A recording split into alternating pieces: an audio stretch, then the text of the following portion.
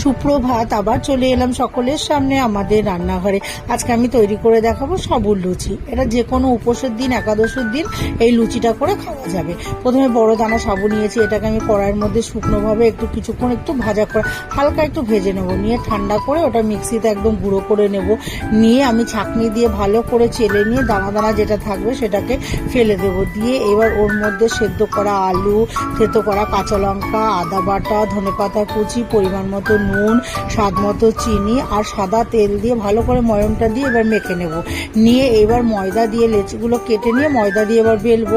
বেলে নিয়ে আর সাবুর লুচি সাইডগুলো ফেটে ফেটে যাবে, তাই সাইডগুলো একটা বাটি বসিয়ে লুচিগুলোকে বেলে নিয়ে সাইডের যে বাড়তিগুলো থাকবে ওগুলোকে কেটে ফেলে দেব। দিয়ে নিয়ে এবার ছাকা তেলে ভেজে তুলে নেব।